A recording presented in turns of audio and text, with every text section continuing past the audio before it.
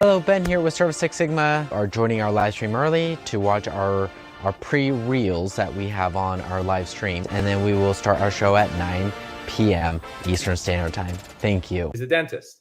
So as a service business, one thing that we can do to increase our revenue and increase the value of our customers is increase the amount of times that we service them. So window cleaning is really good at this. Carpet cleaning is usually pretty good at this. Pressure washing, depending on where you're at, could be challenging. But think about, I wrote dentist there, right? So think about it when you go to the dentist or you go to get your hair cut. When you're leaving that service, as you're paying or before you pay, before you walk out of there, what are they doing? They're booking your next appointment. John Parmesan teaches valuable insights into selling service bundles to customers. To watch the whole episode, visit www.service6sigma.com.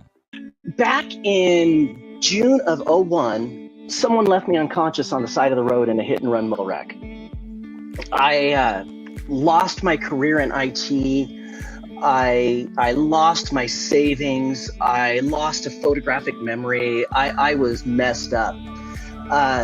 Fast forward a little ways to July of 2002. I have an eviction notice from our apartment. I have turned my BMW into the bank. I'm waiting on Italy to make parts for my Ducati.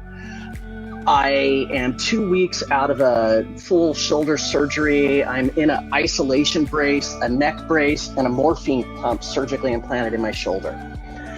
I call up one of my buddies and I say, "Hey, will you come over and shake my couch out for me?"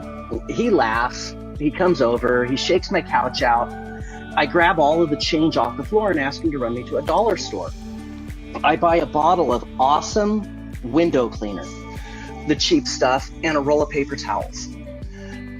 I also buy an empty squirt bottle so I can water down the LA Awesome window cleaner. The next day, I shove my sling just full of paper towels, and I hook the bottle of window cleaner on my belt hoop, and I start walking down the road, going business to business, just simply stating, "Hello, my name's Brian. I'm poor, I'm hungry. I'd really like to eat tonight. May I clean your windows?" Learn what happened next in Brian Hoyt's amazing and inspiring life story at service6sigma.com.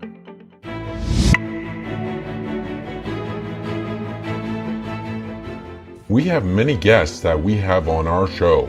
Be part of a growing community of guest speakers and share your professional insight in the mobile service industry.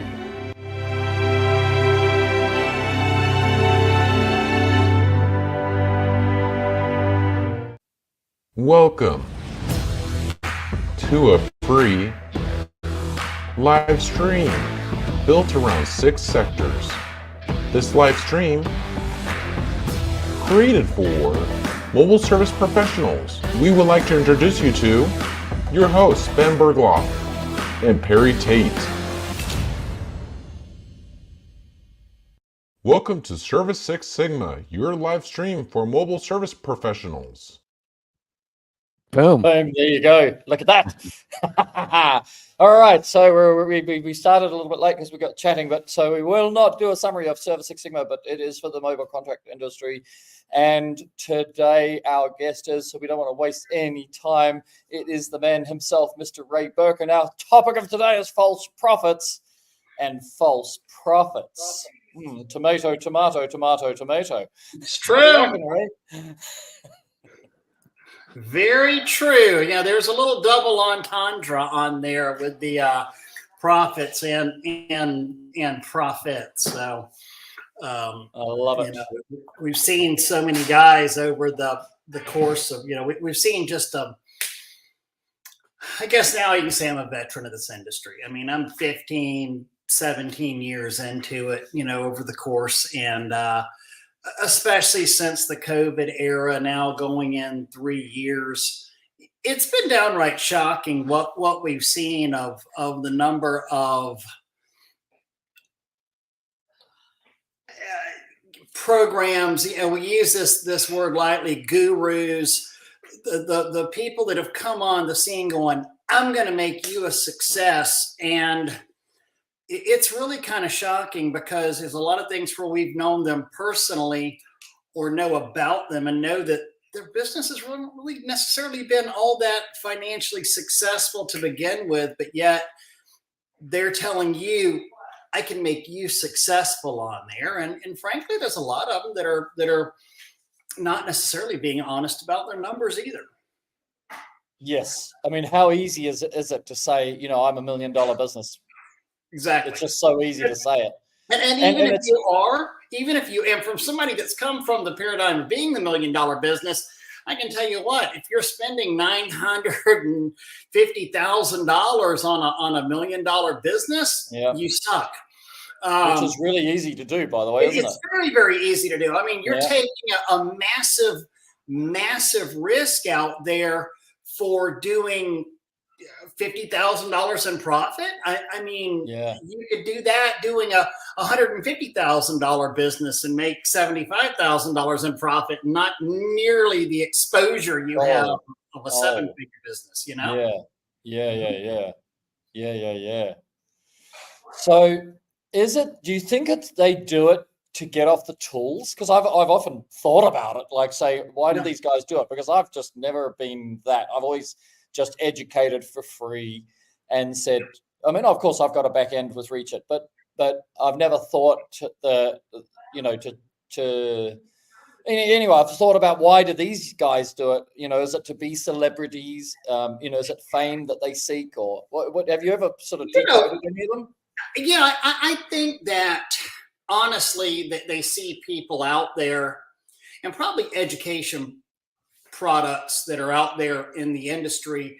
I doubt there's been very few successful education products in the standalone education products in the pressure washing industry. Now, Doug and I created Spray Wash Academy. Gosh, I saw it 7 years ago or so now, maybe 8 years ago, and the plant and property protection class. And yes, that one. And that's been a great standalone thing. And we've offered standalone classes, and we've had people come to Tallahassee and train, and we've literally gone to Australia, to Mexico. You know, we've been, several places in the continental United States to, hey, train us. But even that, would I say that Spray Wash Academy is a standalone business that would allow me to live a lifestyle just doing Spray Wash Academy that I would be comfortable with? No, not at all. I mean, it's a good little mailbox money thing. You can make some, extra pocket change doing it. But I don't know of very many people. Pat has, Pat and now JC or Jared Janowski, they have Sales Boost on there. Are they getting rich from Sales Boost? I don't know. I mean, they're very expensive, events to do. Yes. But a lot of these, the new gurus see that and going, oh man, they must be cleaning up, and how hard could it be? And let's talk about what we're doing out here.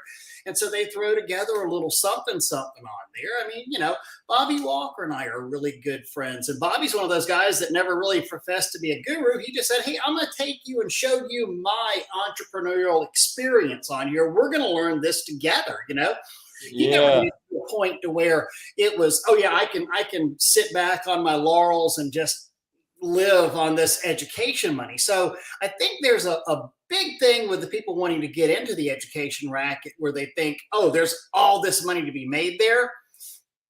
Maybe so. I haven't figured out how to make it. Yeah. I really believe that education is one of those things that's much more of a servitude and a calling than it is, and wanting to help and wanting, took the words out of my mouth. Yep. The rising tide lifts all boats out there. Yes. You want to do it. If you get some financial benefit from it, then so be it. Fantastic. Yes. Because I think that, like anything in life, if you only do it for the money, if the money is your focus, which is possibly a chapter of everybody's life, it's not a judgment, oh, you're only in it for the money or whatever. That's not a judgment on the person. It's a chapter of life, possibly, and sometimes a reflection of their character, But if you, as a rule, most of the things you only do for money, you never actually master it, right? Because your focus is on what you're getting, not what you're giving, isn't it? Right. You know, You mentioned getting off the tools, and I have been, now that, you know, I opened up a store, a retail outlet, now closed it. I've actually gone back to work. I'm doing a couple of things. We'll talk about one here in a moment, but Crystal Clean, so the company that purchased Spray Wash, their subsidiary out of Jacksonville, they have my office here in Tallahassee, or my old office. They've asked me to come back to be a special project manager for them. So I am literally, and I'm not managing, I'm not filling out schedules. I'm literally going, okay, we've got a dorm we want you to wash, you know, next week. I don't really do that many residential small jobs. I typically do larger projects for them. You know, the hospital account, we want you to go wash, you know, our maintenance at the hospital. Fantastic. I have been, after being trapped behind a counter for 2 years, I have been so happy to be back on the tools. I love it. I absolutely, I mean, I love it, Perry. you're talking my language, because like my plan in Thailand here, because Ollie's going to school here. So I'll be here for the next 6-7 years, maybe till I'm not here anymore, you know. Mm-hmm.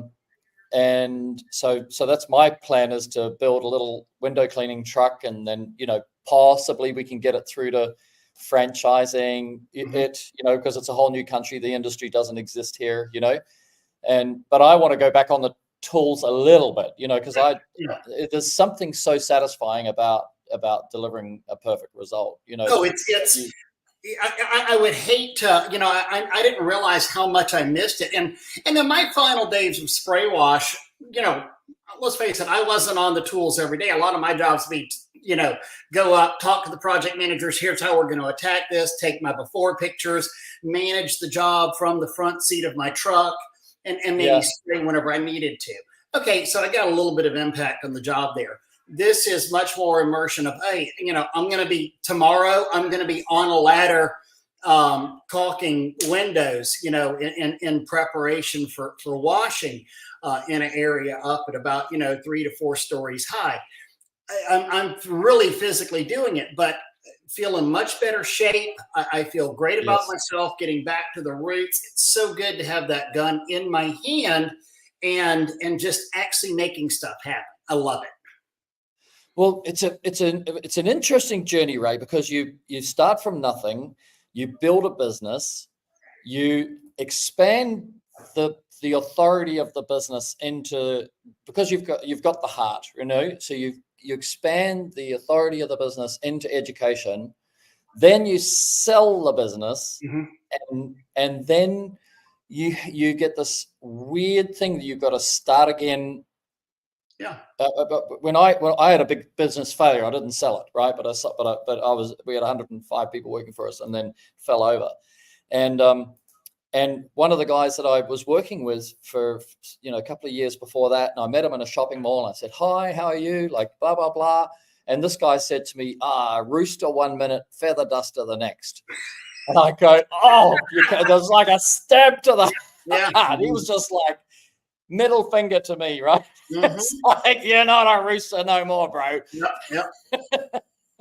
It's true. And you know, and it can happen real easily. I learned this with our retail business, because we really felt that, okay, we've got, you know, a lot of money sitting here, and after selling this business, then let's go into here, and you know what, screw this getting credit and you know, going through the SBA. And, you know, there's an interesting thing I always say about rich people. Rich people stay rich because they use other people's money.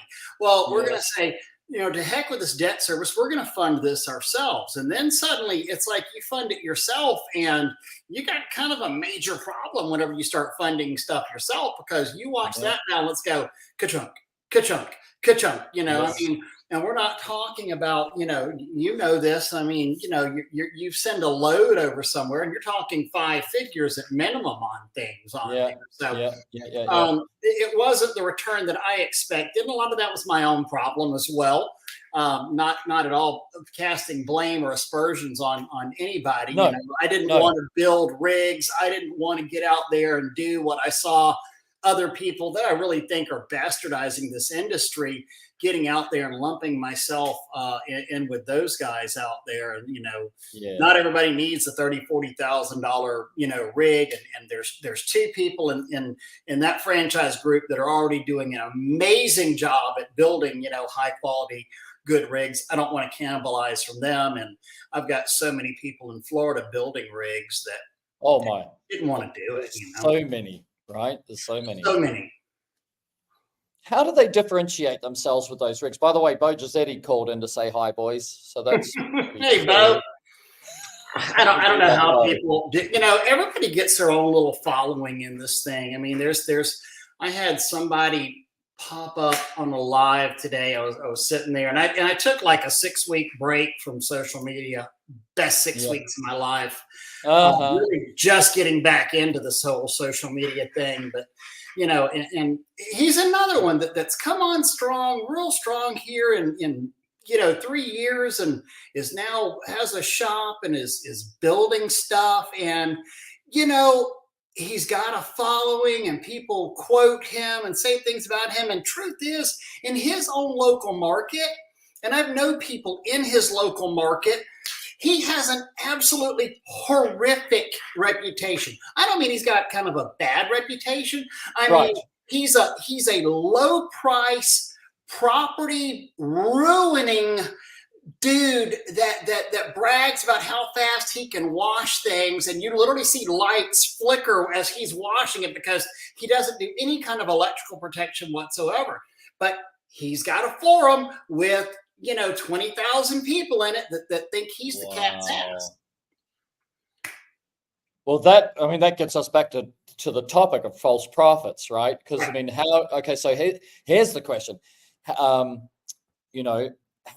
How would one discern a false prophet from a prophet if we can be humbly claim some prophets? You need to look at a resume. We used to always say that, hey, before you take a class from us, ask to see our performa. Ask to see our QuickBooks. We'll sit here and show you. We would always be very, very clear about this. People would come to Spray Wash Academy and do our 3-day immersion course on there. And it was like, okay, here's where we are. We did $975,000 last year on that. Of that $975,000, this much did to this. We kept an owner benefit of roughly $250,000 on there. And that's for 2 people, me and my wife. There's certainly other things that go into that besides salary, the hunting lease.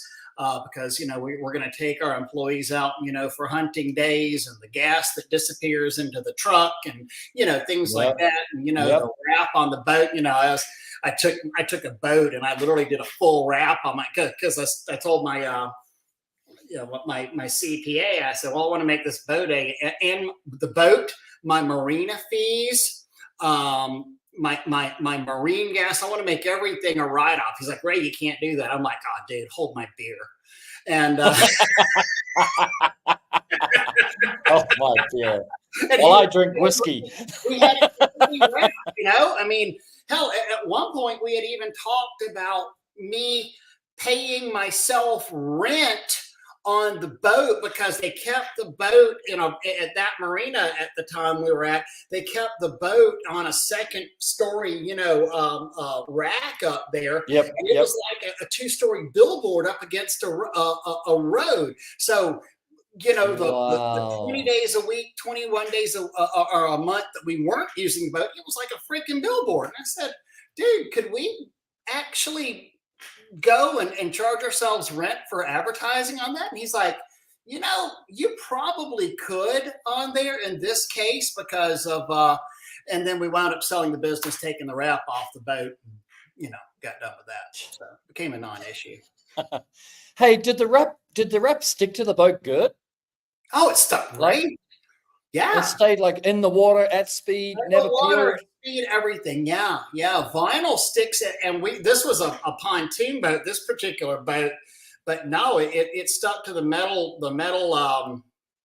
Ben, what would you call that? That's on a pontoon, the rails, and they had the thin metal sheeting around the top of the pontoon boat. Stuck to that great, but every Tim Aselton, he's got an older Maverick, and he has it wrapped in tarpon scales. It's a really cool looking boat. Yeah. It's a great way to bring some life into an older boat. Right. Well, I've got a 1980s Suzuki Caribbean, and I'm thinking of wrapping it just to make it look super cool. Yeah. I'm going to teach Ollie, like, you never get your money back for a wrap, right? You just enjoy what it looks like. Yeah. That's what you pay for. I tell you, talking about wraps, that was, at one point when we sold, we had 5 wrapped vehicles, and that was quite possibly, no, not quite. It wasn't one of. It was the single best identifier of our company. We heard people say all the time, God, we see you everywhere. We see your trucks everywhere. And, ironically, whenever we handed we did our pro forma to the potential buyer, and they looked at that and then they said, there's obviously something wrong here. You don't have an advertising fee. So on our $1 million company, we're out here, and I think we had $4,500 in marketing. And I said, I don't advertise. I don't market. I said, really, I might take a post and boost it on Google or Facebook every now and then. And it's literally a vanity post because it was a cool building, and I'm like, I'm going to spend, $50 on this thing and snatch it out there and send it. And I said, you want something great, something else on that $4,500, $1,500 of it was for freaking bundt cakes that Tanya went and ordered and hand delivered to property managers out there. I mean, it was, so much of it has to go into that branding and stuff that you do, and especially you get multiple vehicles out there with a cohesive message that's out there and everything. Yeah, completely same brand, completely symmetrical. It makes a big deal out there. I mean, it's always really impressive. Like in the mornings leaving the shop, and you'd have 3 vehicles leaving the shop, in a processional line, and people lovely. 5 vehicles all going out, like a presidential motorcade. Yeah. Did the trucks all leave at the same time every day as a preferred practice? The same time, they would around the same time, and we designed it to be that way because we were on a fairly busy corridor out there, and we wanted that exposure. Well, I used to sell franchises for VIP home services in Australia, and they were like 30 years old, had 1,000 franchisees, and they were lawn care or home care. Home care was wrapped. Their own vehicle got wrapped, but the lawn care had to use the VIP trailer, and the trailer was wrapped, of course. And then when we sold a new franchise, if the guy had any time that he wasn't working, we just said, and they're all territorial, right? Territorial franchises. We just taught him to drive his car and trailer around his territory. He can park it somewhere where people get seen if he's going to stop for a coffee, but always get that scene. I'll tell you what, something I've always told guys, and if you've never heard me say this before, one of the absolute best places, if you've got a spare vehicle that's not being used, and this played out for us so many times, is go park it in front of Home Depot in front of the tool rental. Where it says pressure washing, and just leave it out there, because think about who's returning stuff, especially on a Monday morning. Who's bringing stuff into Home Depot's pressure washer? They're homeowners who've rented a pressure washer, and you see them like snatching this thing out of the back of the thing, and they've got 50 foot of hose, and it's all like pretzeled up, and they're all pissed off, and they're slinging crap around, and spray wash. Can you take my zebra stripes out of my driveway? Exactly. Yeah. This thing didn't work quite as good as I had planned on it. So we would actually get several calls from, specifically from that. Always. But did you move after you sold your business, or are you still in the same location? No, I'm still in Tallahassee. We're still here. Yeah. I mean, we no longer needed our office at all anymore. So Yeah. it's funny you say that. So this is the first time right now in, I always credit the growth of spray wash. I credit it to three, really four things: vehicle wrap, getting off the truck, or at least hiring technicians. I never really was truly off the truck, because what I would do is, I had a helper. And so then I had this helper. And then eventually after a year, I said, okay, I'm going to let you start running a truck. And I hired him a helper. And so then I hired another person and made another person my helper. So that was the start of the growth on there. And that's kind of how it went always down the line, me, helper, that helper got trained up, became the next project manager. Then, so I get off that truck, I go to the next truck, get a helper, hire, and then eventually during that 6, 7 year, around year 5, okay, we start having people, change over, and we have to replace old technicians that are leaving. Anyway, But yeah, me getting off the truck, wrapping our vehicles, hiring Tanya, making her a full business partner with me. And then number 4 was actually getting an office and not working out of our yard anymore, our garage. Yes. Which was actually a huge, so we had 2 wrapped trucks here in the yard, and our county comes up and a code inspector comes up, and we live on 3 acres. It's not like we're in a small neighborhood. We live on larger properties. Yeah. And said, hey, we got a complaint from somebody that you have, we're running a business out of your house. I was like, well, we're allowed to run the business out of the house. We're in the county, and we're allowed to have a wrapped truck here. He's like, you're right. You are allowed to have a wrapped truck here. He said, but a business run out of a home in the county cannot have 2 wrapped, or more than 1 wrapped vehicle. I was like, are you kidding? And I had always planned on taking on the backside of my property and putting in about a 6,000 foot shop and running the stuff, in a second driveway and running it out of there. So he said, and he even said, and don't think you're going to go put a shop in and keep the stuff in there, because we'll watch that. I'm like, okay, whatever, dude. We wound up saying, screw it, we're just going to go get an office. And that was one of the 4 seminal points of our business growth through the years, of having a place, because now employees can come into a place. They're not working for some dude that works out of his garage. A truck goes down in the middle of the night, instead of me like sitting there with a flashlight, sitting in a mud puddle trying to fix it. I'm actually like on a creeper up under the thing. We started doing hood cleaning around that one of those times, during that point. And so, it's no longer the night crews. We felt good about expanding to hood cleaning, because we're actually doing it at a shop and not driving into our road at 4 a.m. in the morning, and waking the neighbors up. So we felt really, really good about that move. And then, it was absolutely huge for us to do that. Anyway, I say that to say this. So now for the first time in 14, 15 years, okay, well, no, that was year 2.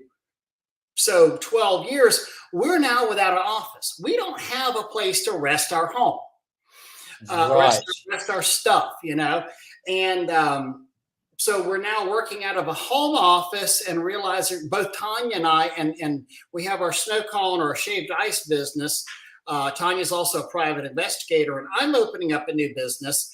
So we're bumping heads. So we're actually building, a 1,200 square foot office in the back of our property now, just for just to have a just desk. to get distance. Just to get distance. And with our shaved ice business, we have to have ice machines and freezers and things like that. So a little bit of a space need on it. So. Right. How much fun is that, Ray? That ice business? It looks nobody's ever unhappy. Nobody's ever unhappy with a snow cone, Perry. Right. I sell smiles at $5 a cup. Are you allowed to put whiskey in it? I would love to. I could really do well if I could sell airplane bottles out of the back door. Yeah. Right. Right. Yeah.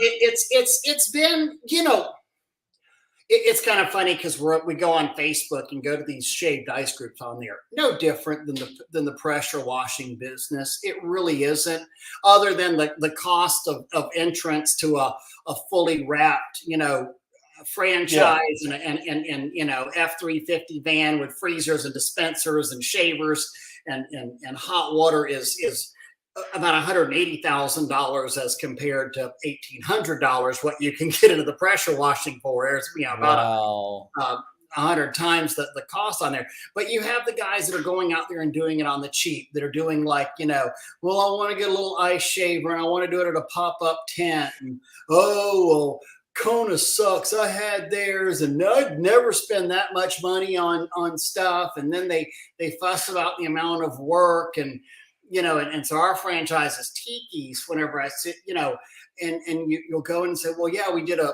school event the other day. We were there for 45 minutes and we did 300 cones. And they're like, how do you even do, how do you do? Because it's literally brand. We've got it down to where we know we can do. It takes 7 seconds to, push the pedal, fill the cup up, and actually serve it to the child, and they put their own flavorings on there. But you have guys on these Facebook groups that are sitting there telling you, oh, well, so-and-so sucks, their quality's horrible, I'd never eat that. And you look at what they're doing, and they're trying to do a neighborhood yard sale or some right, and they're or they're so caught up on this is actually this works for this too. They're so caught up on the quality. They we want a certain texture of our ice, and we're going to put whipped cream and a soft serve squirt in the middle, and then we're going to put gummy worms and chocolate chip, and they're going to make and graham crackers, and they're going to make some ridiculous thing, and then they're going to have to sell it for $12, $13 to actually be profitable. And I'm not saying that's wrong. That's just different than what, because, and you have to understand that. And it doesn't matter if you're in the pressure washing industry, the snow cone industry. What you've got to do is get out there and say, this is who I want to be. And it might take a little trial and error. I want to be the high volume, quality product, high volume kind of guy, or I want to be the absolutely crazy quality, unique product, but I can't do high volume. I'm only going to be able to do, 20 of these an hour at max, whereas I can do 500 in an hour is the difference on there. Who's going to make more money? Well, I'm probably going to wind up making more money. But again, it's not about money. It's what you want to do. Yes. Now, what would be where you screw up is whenever you start deviating from message. So if I now start charging $12 for a $5 cone and don't put the extras on there, now I'm hurting my brand. And if somebody starts charging $5 to compete with me and is still putting all the crazy stuff on there, he's not making money. They're not going to make any money on doing it. So know your cost, know your product, know your market, and be true to it. How do we parallel that to pressure washing or exterior services? Is there a Tiki guy out there in the market? Yeah, I would say spray wash was very much a Tiki's. We were never the highest. We were never the lowest. Now, I did love a good, difficult project. I liked a landmark project where when I could show pictures of it, people went, whoa, that's cool. Yes. But at the same time, for our residential business, we were the largest by far in Tallahassee. And we did it we offered a good quality product. We offered a middle of the road price range on there. We offered friendly, smiling, happy service. You know, whenever Tanya answered the phone, whenever our office manager at the time answered the phone, whenever I answered the phone, we were smiling. Even if we were having the crappiest day in the world, you know. But same way as somebody walks up to the window of that truck, Tanya got on me the other day. She's like, "Smile. You're not smiling." I was like, "I'm happy." She's like, "Yeah, but you're not smiling." She's like, "These people want to be greeted with a smile," and she's right. You know, you want for that 30-second transaction where you're giving me $5. We want to make you feel like you're really important to us, and we appreciate your money, and thank you so much. You know. Yeah. And that's how it should be with your service business, you know. So you can be the. We were at an event this weekend. Okay, so this guy has literally a hamster wheel, a human-sized hamster wheel, goofiest crap in the world. I love it. He sells a little 8-ounce cup, and the kid gets to crawl and it's like what do you call this? The Rube Goldberg machines. Remember where you did all these extra steps? Yeah. So they get in the hamster wheel and they're crawling, you know, and so that grinds the ice and drops it in a cup, and it's a little bit, yes. And then they take a crank and they wind a little conveyor belt, and it goes to the next station, and then a hammer comes down and smacks the top of the ice, and then they wind it again, and they pull a thing, and it does a train whistle. Woo! And then it goes to the flavor station, and they push a button, and it fills it with the flavor they want on there. It obviously, he can only do, it takes 5 minutes to make one, right? He charges, and it's an 8-ounce cup, and he charges $10 to do that. Guess what? There's a market for that because it's kitschy, it's cool, it's an experience for the kids, you know. Yes. Honestly, I will say our ice is a fine. If you're an ice connoisseur, our ice is like a finer grind, and probably I don't know if our syrups are better or not. I haven't tried his yet, but there's a differentiation in the marketplace, and if I'd say his is the experience, you're paying $10 for a tiny cup for the experience of making your own thing and watching this contraption go ka-chunk, woo woo. It's fun. I mean, again, and again, if he was trying to do $5 a cup, he'd go broke because he's only going to get about 6 or 7 done an hour, maybe 10 an hour on there. So what's 6 times 10 an hour? So he'd make $50 an hour on it. Not great money for the amount of work he does, but you know, at lots of smiles. Really, you know, at $10 a cup, it's actually making it worth its while to do it. So we're churning and burning on that. It's just understand what's your market gonna be, and understanding there's not a right or wrong. Like I said, it's whenever you start trying, you can be the $20 a pane glass cleaner if you want to. You can say, because we're going to show up, we're in uniform, we're in this, and we're blah blah blah blah blah. We're going to put a blade on every piece of glass, and you might find 1 out of 100 customers that are willing to pay that $20 a pane. Yeah. Right. Yeah. Or you could be the future of cleaning. There's money in glass if you do it fast guy. Yeah. Now, and you're doing it for $5 a pane. Okay. Yeah. Which is right, which is wrong. I don't really have the answer of that, because I'll tell you what, you only need 1 out of every 4 customers if you're the $20 a pane guy, don't you? Yeah. Yep. Maybe less, maybe 1 in 5, you know? Yeah. Well, we had Jamie Schmidt on last night, and I don't know if you knew this, but he had $149.com, and he was originally the $149 guy. Yeah. And then he changed to Greenway, you know, and then changed the game. Yeah. He, you know, so, and he said that both models work. It just one model was crazy busy for crazy money, you know, and the other model is, you know, like the USP is like I do everything right, and I take the time, and I, you know, and you know, the problem with the cheap stuff. Here's your problem with the value price customer. Is the value price cut? There's a good thing about the value price customer. The value price customer, you can always rest your laurels on providing value priced results too. yes, It's $149. Yes. What did you really expect? You know, seriously. Right. Yeah. Now, that being said, the value price customer is also typically the first one to complain and to go out and blast you and to say this guy sucks and he didn't do it right and blah, blah, blah.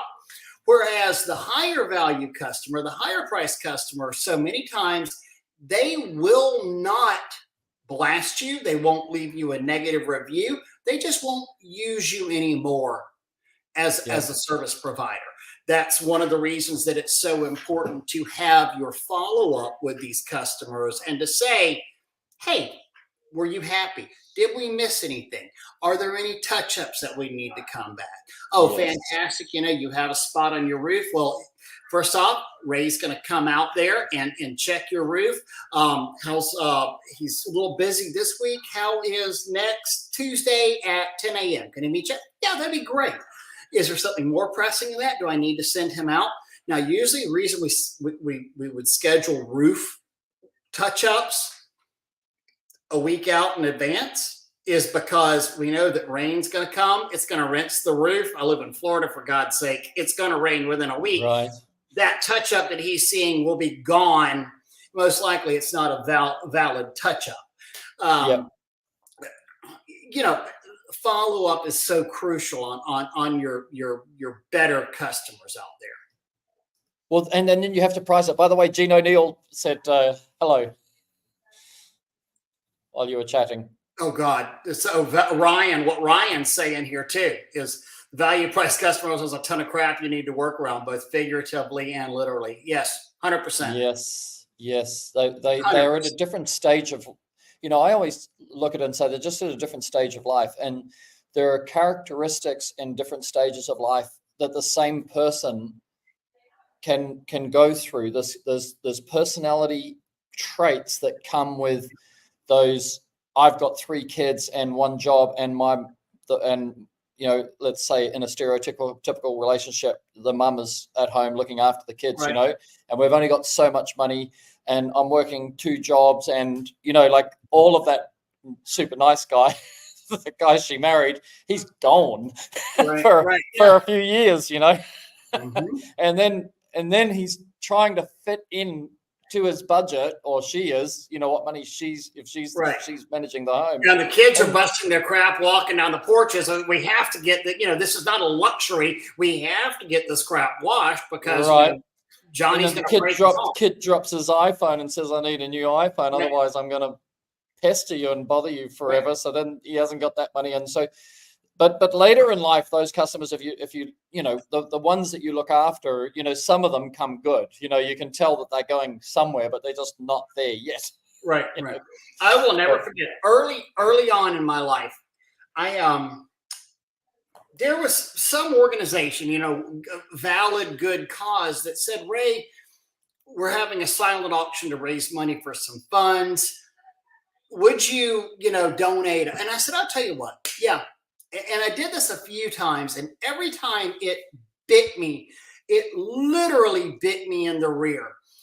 But this, so I donated a house wash and driveway wash. Driveway can't be more than 250 square feet, and the house can't be more than 1,500 square feet. You know, so back in the day, this was probably a $200 value or so. And she purchased it at a silent auction for, she told me like $35. And I'm like, okay, well, whatever. It is what it is. I was giving away these services anyway. These services are roughly going to cost me $40. I was doing, but and so whenever she gave me her address, like, well, that's kind of nice. It's in a racket club. It's a little townhouse, you know, community. I show up. and I just said, I'm like, well, I'm already giving money away. I'm not even going to do the whole walkthrough. I identified that I was not going to upsell her a roof wash from our initial conversation. I said, okay, I'm going to show up, here on, Tuesday, 10 a.m. I'll be there to wash your house and get this nightmare over with. And I show up, there is crap all over the front porches. There's boxes, there's just, she's just living this way with stuff everywhere. There is a car on the front, and it's just a small little, 2-car driveway parking pad out in front of it. This car has not moved in years. It has literally not moved. It does not run. And you can tell it's just black and windshield's pollen covered. And I go and I clean around it. She's like, okay, will you move the car out of the way? And I'm like, what do you mean move the car out of the way? I was like, yeah, if you want to hop in there and move it. No, I can't get it to crank. She's like, I can put it neutral. Maybe you can push it out of the way. And I'm like, no, lady, I'm not going to do that. I'm not going to push your vehicle out of the way, And but it says the driveway, and I was like, the driveway has to be open. By the way, same thing. Your porches, I'm not really going to be able to clean your porches unless you move all the boxes of crap off of it. Oh, well, it said the porches and blah, and wound up. So this lady that buys a $35, $39 freaking house cleaning out there for nothing is complaining because I'm not giving her full value that I said I would, because I'm going to clean her porches, which are covered in crap, and I'm going to clean her driveway, which has a non-moving car on. Wow. But that's that lower end customer, and as Ryan was saying earlier, so much, whenever you deal with that lower echelon, you're going to get a much more a larger ration of crap than you are from that higher end customer. Ray, what would you, if you had your time again, would you have sold the business? Now that you're kind of absolutely back on the tools? I will tell you what, 100% no. And Tanya and I are very spiritual people, and Jesus Christ is our Lord and Savior. And we got down on our knees and we prayed and we prayed and prayed and prayed some more. And we really felt we were being led in the right decision. So I'm not going to question the decision, because we put our faith in our Maker to lead us in this direction. I believe everything happens for a reason. Yes. My wisdom is not as great as his wisdom is, but I'll tell you what, from my wisdom, I would not have sold it. I would not have, because I felt, and not even a financial thing, this is more of a personal issue, but I felt I lost my identity. I was so much Mr. Spray Wash. I was so much, my business was who I was, at least on my public face of people on the internet, on the education side, on everything. And I felt, I think that was one of the reasons with the retail store that I did not enjoy it so much, because I was dealing with the depression on there over the last couple of years of I stripped away kind of my soul of who I was. Isn't that amazing? I mean, we got WCR wrote to us the other day, maybe 8 weeks ago, and said, do you want to sell your business? We're in acquisition mode. Mm-hmm. And I spoke to Harrison, because he's running the business now. And I said, what do you want to do? I mean, not that we'd sell, but do you want to sell? Would you get out? Should we get out? Are we, have we done our bit? Should we sell to Unga or Edere or something like that? But it's actually that's why I asked the question also from a personal perspective, not just for other people to glean the reality of it. But this is the thing; it becomes very much part of who you are. It's been interwoven into you, isn't it? I would not have.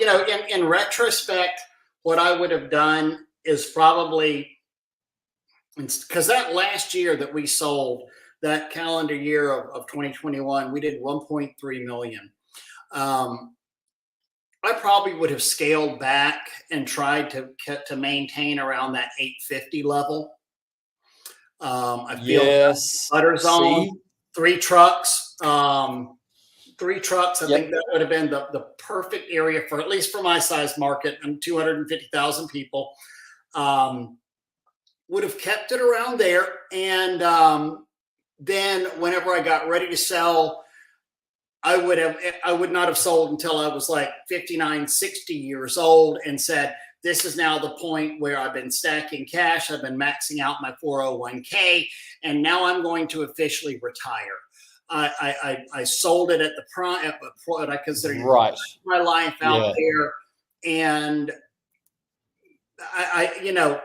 I shouldn't have done. I feel that we were led in that way. Don't get me wrong. So I'm not questioning, Almighty's judgment on it, but in a mortal coil sense, I wouldn't have done it, knowing now what I knew then.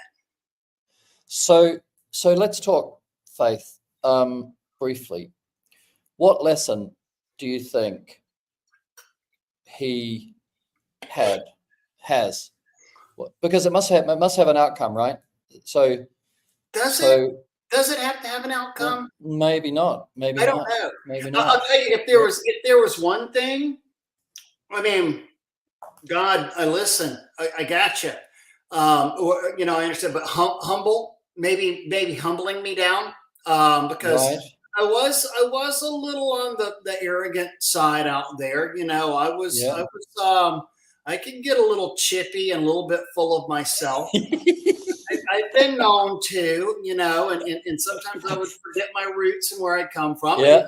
I remember it. I get a little arrogant with people sometimes. So maybe I needed a good humbling. I'm not sure. Maybe. Did you and Tanya get closer? I mean, was there anything? Is there that time that you got to be together, or did you jump into the retail thing? Yeah, I don't know if it brought us closer or not. I mean, because you're super close anyway, right? You're like close. I mean, she's my everything, and in fact, it probably actually even maybe kind of drove a little bit of a wedge in some respect, because we're sitting here looking at each other on the couch, going, "What do we do now?"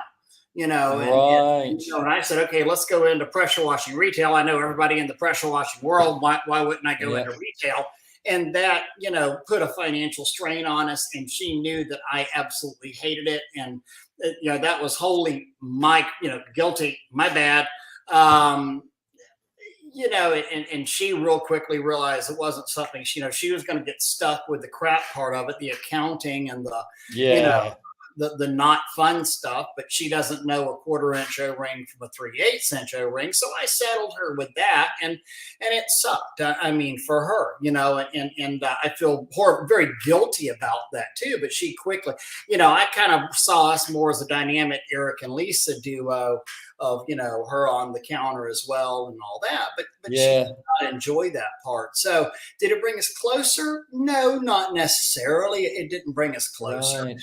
Did I learn a lesson? Yeah, I learned. I mean, I've learned to be humble. I've also learned to take, it's a question of faith, I guess. How many people say, well, how do you know Jesus is real? Well, I believe it. That's why. That's how I know it. It's what I believe in my heart. It's what I believe. I don't have any proof the sun's going to rise tomorrow, but I've got the faith that it will. I mean, stuff happens. It could literally burn out, go away tomorrow. But I have the faith that it's going to come up. So,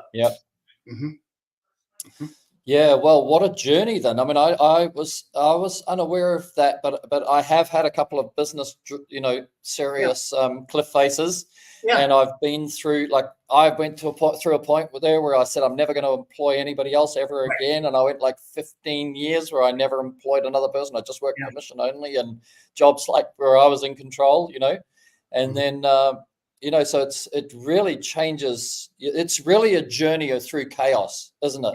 It is. I mean, and again, we've gotten so far off topic of what we're talking about today. Yeah, we should get back to it. This is where, you kind of have to figure it out on the fly. And one of my favorite moments of literature in the great, canon of all literature is Polonius to Laertes from, Shakespeare. when they're talking, and the father's giving him the advice that, from Macbeth, and this above all else, to thine own self be true, because then, as it is, can thou be false. And that's where, kind of tying this back into the false prophets. Yes. You have to find a system that works for you. You have to find a system that, because if you're, I don't know, if you have zero people skills whatsoever, you're a great washer, you know how to handle a pressure washer, you're lousy at it, you're probably not going to go out and do the mansions. You're probably not going to be if you don't present well, you're not going to probably attract a type of business that wants a technician that presents well. Does that make sense without being yes overly offensive to people? Company that I'm familiar with the technicians on, we were doing I got called. I wasn't even back. No, I was with the company. No, I was not back with the company. But let's say there was a technician named Bob, and they had a very important project coming up. And I got called for my advice on this. What would you do? Because the person that was supposed to do it is now having some medical issues. They can't go do it. Which manager should we send out there? And I was like, well, whatever you do, don't send Bob. Do not let Bob go and meet with the manager of this facility. Well, why not? Bob's been with us for 6 years. Bob's, does great things. I said, because Bob doesn't present well. While Bob is a fantastic washer, technically sound, follows the OSHA regulations. Yes. Bob also, whenever you look at Bob, you go, Bob's a moron. And Bob isn't a moron at all. But Bob cannot sit here and look at a manager and answer without, he knows it, but you can't put any kind of answering pressure on this. And this one particular customer, I had done it before, so that's why they called me about it.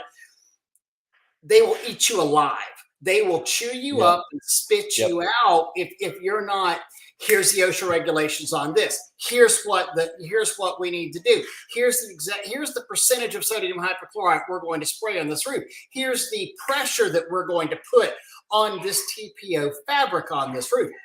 They're going to want to know. And if they go and surprise him with that question on it, and it's not going to be just the facility manager on there, it's going to be the safety officer on there. It's going to be the OSHA compliance guy that's on there. It's going to be several different people that are hitting him up from every situation, every way, on here. And he's going to freeze, and he's not going to present well. I would actually take the dumber guy that's a great BS artist and put him out there as project manager. Yeah. So before you talked about, when you started out and you have the first truck and then you get the helper and then that helper becomes the next team leader or truck driver or whatever. How important is it, and how do you discern that person? Because that's actually that first additional person, and each of those additional people are critical to the model working of being able to scale your trucks, right? You have to get a guy who can face the customer, who can do the job, and who can understand the science of the service that he's providing, isn't it? Yeah, it's tough. And hold on, you've got to find that guy and not have him so motivated that he's going to go out and say, I know what I'm going to do, and I'm going to go compete against you. Because let's face it, we've got a pretty low barrier of entry into this field. And I mean, go out there to Facebook Marketplace and you'll see about 90 different rigs listed, at any given time for people who have spent $30, $50, $80,000 and failed miserably at this industry. Yeah. instead of going out there and buying an older, a lower end machine and making it work from there. No, I've got to buy. There was a thing a couple of years ago where the guy ran off with all the money on there. Yes, I saw that. And for building the rigs, and he disappeared. And I remember watching a YouTube video, and there was a guy basically going, this guy owes me $125,000. And then people were, how does he owe you $125,000? Well, I was going to open an exterior cleaning business, so I paid him $40,000 to build a rig. Okay, there's 40. Well, I went ahead and had a website done. I had a website created for $10,000, and then I got $5,000 in postcards, and I got these fancy uniforms. I spent about $20,000 on marketing. Okay, you're an idiot. Because you didn't even have a going concerns business at this point. Right. Yes. And then he's like, and I needed an F-250 diesel limited to pull this rig that I hadn't even gotten yet. So I went out there and bought myself an F-250 diesel limited for $85,000 as well. Yeah. I mean, we were doing $1.3 million, and I never had a new truck. No. I mean, I typically bought used F-250s from a government market spot that I never spent more than $5,000 on. I'd use them for 2 years and sell them for as much as I paid for them. I am so glad you said that, because that's always been my model. I've always said to people, choose the most popular sold car in your country or area, that will do the job, and get a 5-year-old one, and it's got a limited life, that's for sure, but the spare parts are everywhere. There's any mechanic can fix them. I always went out there and bought a Rabbit Sheriff, FWC, Fish and Wildlife police officer trucks, game wardens, for lack of a better term. Right. Because they would, typically speaking, be scratched to hell and back from running through the forest. So they're devalued. But they've been fleet maintained, so they've literally been every 3 months. I mean, they're getting the full Monty of the oil change, the air filters, the lube job, all of that. But the outsides are beat to heck and back. I'm putting a wrap on them anyway. I don't really care. And then you take the rims and give them that black Krylon touch, and suddenly it's magic. So it's like a great vehicle. Good night, David Rivers. David, have a good buddy. Yeah. So let's go back to this: the false prophets. Yeah. How does the guys who've already got their stuff together, they're not really looking for a profit. That's where they should be looking at, Spray Wash Academy or whatever, because they want the in-depth PWNA. I can't say enough about the education stuff PWNA does. At Clark, some of these, I saw John Karmazin on, I don't know if John's even selling anything or not. John and I kind of started out in this business together around, the same time. We've seen these guys. And you don't even necessarily have to go buy a program. Find a mentor, reach out to them. Hell, I had a guy that was asking me about bidding something. I usually get a contact, at least once a week, if not once a day. Guy came to my class 5 years ago, probably, and said, the other day he was bidding out a thing of tennis courts, and so we were talking about doing tennis courts, and it was absolutely grandma reaching this message without, saying, but he told me, he's like, thank you for the advice. He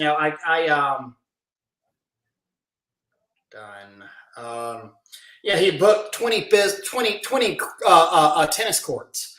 Wow.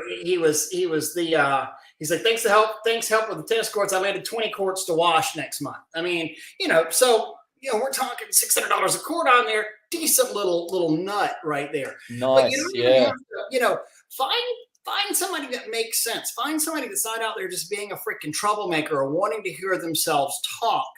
Find somebody who actually seems like they have their crap together and get them as a mentor and reach out to them. If it sounds too good to be true, it is. Yes. If somebody's sitting there telling you, if somebody's selling you the Vegematic that slices, the dices, that peels, and it can be everything to everybody, it's probably not going to work. If they guarantee your success, it's probably not going to work. If it sounds too good to be true, it's not probably for real. I think the other thing is just what I notice about people that become gurus, in this false prophet world, is that they run on a script. If you ask them the same question twice, they'll answer you the same way twice, right? Yeah. Because they've memorized what they're going. They've got a pitch, right? The pitch is to get your money. These are the answers to your questions that I believe work, or I've been trained work from some sales course or some how to become a guru program that we don't even know exists. Ben, you may know who that I'm thinking of, and he lived out west, and he wanted to get into. He was interested in the cleaning business. I just saw a post where he's Kobe Martinez. Kobe drove literally from, where was he based out of? Seattle or someplace. Drove across country, stopping in to seeing pressure washing guys that he liked. Brilliant. And stopped in there to talk about their businesses. Hey, could I buy you lunch this afternoon? And what worked for him? And he made it all the way down to the lower part of Florida from Pacific Northwest. Wow, clever guy. I mean, you got to admire that kind of commitment. I knew a guy out of Anchorage, Alaska, who literally, I met him at Mike Howard's show in Savannah. He wanted to start a cleaning business. He slept in his truck, didn't have the money for hotels and stuff, and he stuck around for an extra week because there was a show coming up in Savannah. And he went and talked to pressure washing companies all across the United States, so he could do it. I mean, get the education commitment out there, but don't necessarily think you're going to buy a program that's going to make you successful, because you got to tailor stuff to your own needs. You got to tailor stuff to how you could what work, again, to your own self, to thine own self be true. Yeah. And don't think that this is going to be easy. Don't think that money. I'm just gonna bank it. And I guarantee you, a lot of the guys that you see out there talking about how much money they make, don't. The guys that are making great money don't sit there and brag about how much money they're making. No. You don't know it, And posting their checks. Yeah. On Facebook. You see the checks. Yeah. Yeah. I've done that once or twice. Hey, ChatGPT, can you make me a check for $12,474 made out to my business from Mrs. Sylvia Jones, please? Yeah. I mean, I did that a couple of times going, oh, that's cute. Look what we got in the mail today, and would show $95,000 worth of checks. And I always felt like a heel for doing that, but it was always in response for somebody else. When have you ever seen Donald Trump, Mark Cuban, Robert Herjavec go, oh, look at this check that I've got right here. They don't. I mean, people with money don't sit there and talk about how much money they have. No. It's vile. It's foul. And again, you can have all the money in the world, but if you're paying a freaking 14%, open-end lease on a trailer you couldn't really afford, how much of that money, and you're 2 months behind on it, how much of that money's going to your creditor and you're not actually keeping it? So what would you advise people about finance, right? Using finance. Oh God, pay cash whenever you can. See, like everybody says, you make money by using other people's money, but I have taught Harrison. I say, don't do it, because I've done it before, and you don't know what's coming in the future, from a personal point of view, from a health point of view, from a mental health point of view, from a financial point of view, and that stuff that you've got compulsory payments can bite your ass, you know. Yeah, that's very Live true. within your means, you know. Live within your means. That's the old days, right? The old. I don't want to sound too old, but I am. No, but it is. I mean, it is. I mean, it's, and if not, you better damn well factor the costs in. I mean, don't get me wrong. Don't get me wrong at all on here. Some debt is good. Some debt will keep you honest, and some debt is needed for the capital of doing things and getting going. Yeah, like the truck. Getting going. But or, you don't. Or you've got, you know what? I've just scheduled a $10,000 garage. I don't own a hot washer. I've gone out there and sold it. I'm now going to go out there and do a lease or take a loan out to buy this $10,000 trailer out here because I'm going to make that money back, or at least put a hell of a dent in it starting this project that I already have done. And that's the cool thing about this, business right here is you can get out here, learn about it, know about it, give enough information to be dangerous about something. We're past the major supply chain issue that we ran into 3 years ago. Yes. We can get most things within a week or 2 weeks, 3 weeks, Yes. I mean, we're not, if I needed a hot washer, I guarantee I can go out there and find a hot washer by Friday somewhere. Yeah. And Dougie just said finance does work sometimes, and I do think so too, because, for example, those new drone systems, which Dougie was involved with, you go, if you're big enough to be able to use those big drone systems, if your business is big enough, your cash flow is big enough, then you can use other people's money, because that I don't know what it is, but if it's $50,000 in $40,000, and it become $41,781. Ask me how I know. For the Lucid drones. Okay, but if you haven't, this is my thing, is if you haven't got the cash, like if you've got the cash and you choose to finance, I'm cool with that. Yeah. But if you haven't got the cash and you choose to finance, then I'm going, are you going too early? Right. Are you daft? You're just like the guy saying that the guy that went out of business owes him $125,000 because he went out here and financed all this crap without even having a pressure washing business. Right. You've got to have cash flow, and you've got to know, basically you'd say, look at my business. If I could sell my business because it's got contractual cash flow, I could use that same logic and say, I can finance aspects grow. Because I have contractual cash flow. Contractual cash flow. Now, and this again, you're saying a very important word, cash flow. You need to have the cash flow. You're not going to have the cash flow whenever you first start the business out. Understand that, Right. And again, there's so many guys. I mean, there's a couple of guys. I know one guy that has not been in the business very long, and he loves to go and publish numbers about what he's done. And again, another one of these groups with 20,000 freaking people in there, watching it on Facebook. And, it's one of those things that, we've always been very selective about Spray Wash Academy. If you don't answer the questions, you don't get in. If you don't ask to get in, we've never sat there, other than your first initial 100 people that we put in, we've never put anybody in Spray Wash Academy. We've never gone out and done a search. Oh, they're in pressure washing. Let's send them an invite. We don't do that out there. No. But there's a guy, and I still remember, okay, here's my first year out here. We built 2 rigs, and we grossed $150,000, and we did 2 rigs. And then, okay, my second year, we built a 3rd rig out there, and I'm going to double my production from $150,000 to $300,000. Oh, well, we fell short this year. We only did $275,000, but we have 3 rigs now.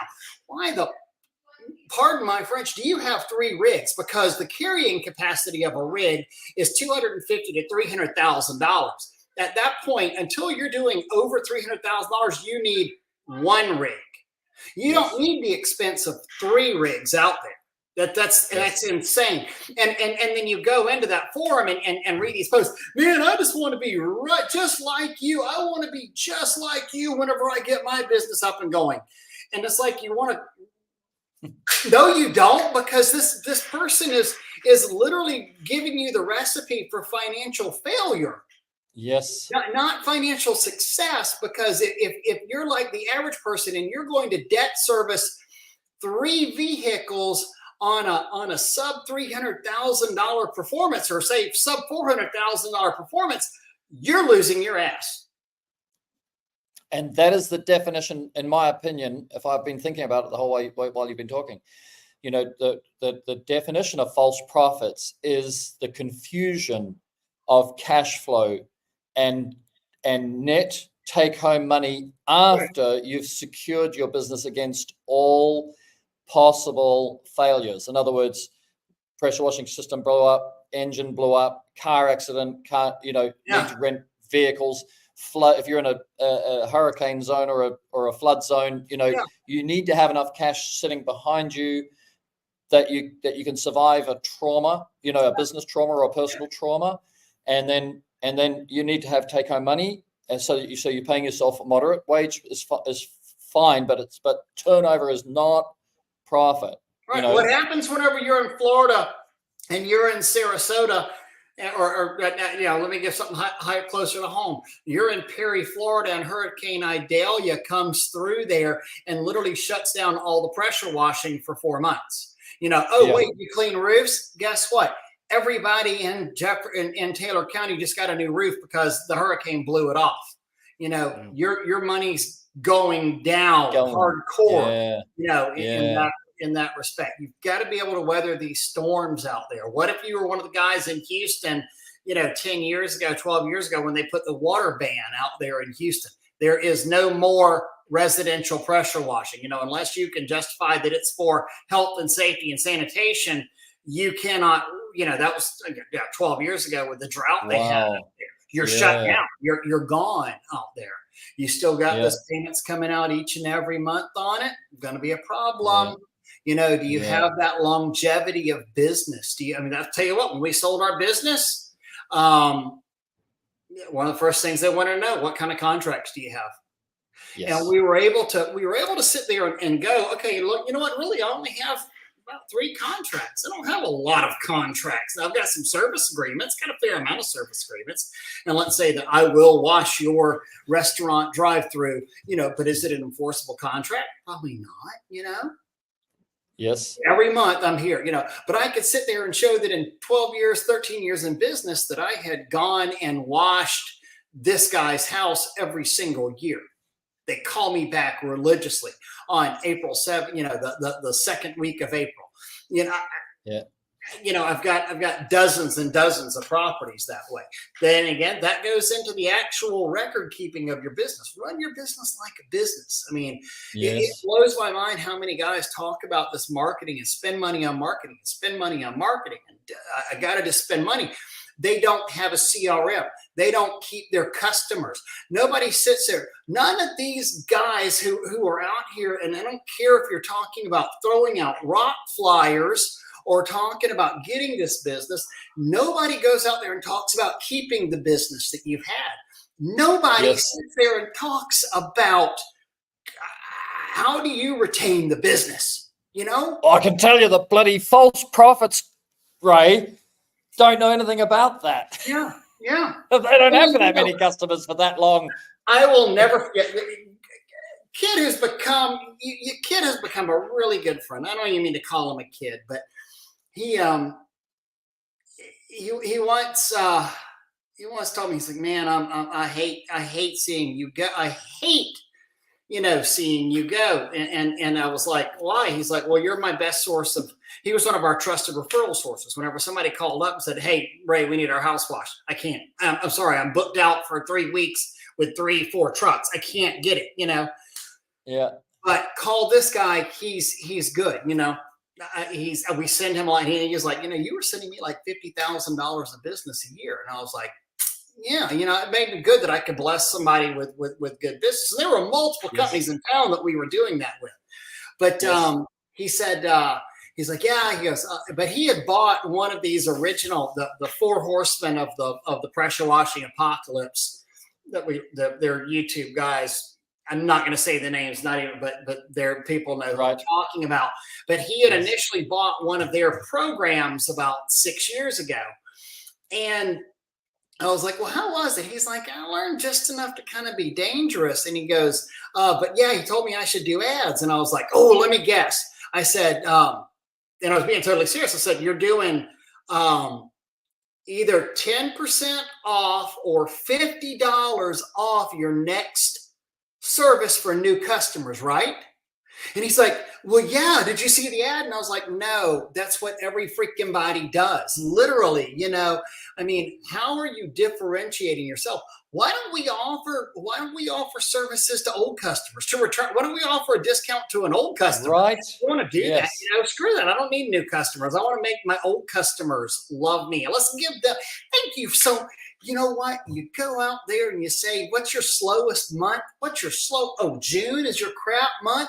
Let's get out here and do an email blast to all of our customers going, thank you so much for being a loyal customer of ours for 2, 3, 4, 5 years, whatever it is you've been in business. This month in June, we are going to offer an extra 10% off of your services for anything performed in June as a thank you to our loyal customers. Yes. And do that in a month that sucks. Yes, which they don't want it on anyway. Yeah. Some will. Doug's saying it. Give discounts to repeat customers and tell new customers that you do that. Yeah. Yeah, 100%. good on you, Dougie. That's exactly right. You know, I miss doing our shows with Doug, and Doug and I've got to get back into this on there. We probably have Spray Wash Academy, our Monday night podcast. And I started back in the days of the UAMCC doing stuff, but we probably got about the longest running service business podcast, pressure washing industry podcast that's out there. I mean, we did that thing solid for 6 years out there, you know. Well, First I would chime in from China, as you know, like if any time you were on, you and Dougie are on, I was in there, you know, there's so much to learn, you know, but it's so much. And I'm going to, you know, again, bring it back to this, that, you know, the thing about you and Dougie and Doug Rucker, I saw him on here earlier. Doug's amazing. Doug Rucker's amazing. Good friend. Had breakfast with him last month.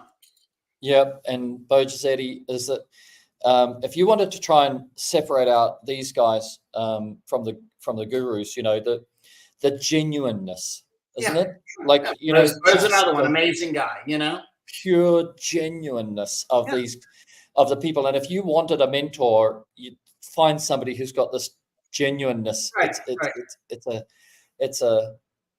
And it is like, by the way, I was going to let you know that like Harrison has on his in here, he's got "To Your Own Self Be True" tattooed in my handwriting. Nice. One day I was in Starbucks one day. He says, "What's that thing you keep saying to me?" And I said, "To your own self be true," right? You got to find yourself first, solidify, rock in, you know, lock in who you are, and then you can be true to it, you know.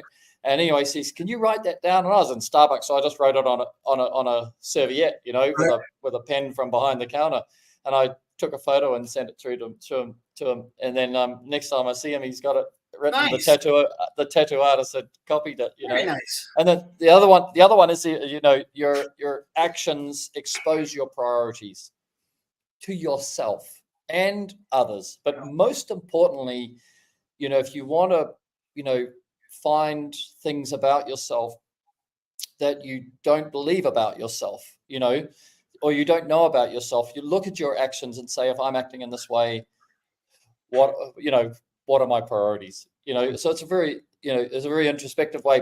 And then when you look at the gurus and you look at the genuine people, then it's the same logic as, you know, look at their actions, you know, don't listen to their words. Yeah. They always say actions speak louder than words, you know, and there's so many of these guys that they can talk the talk, but have they ever truly, you know, walked the walk out there before? I mean, I know, you know, one of them was, you know, I don't mean to, you know, diss his, but he had been washing for 10 years and his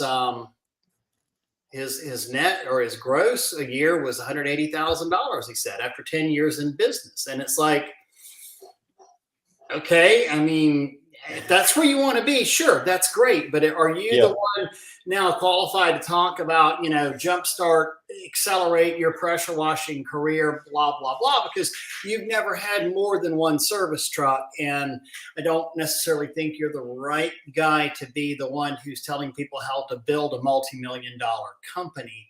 Exactly. Out there. And you know, and I don't, I do kind of walk this line a little bit, Perry, because you don't necessarily you have to understand the fundamentals. And I'm not going to sit there and say that. Do you have to have done it to teach people how to do it?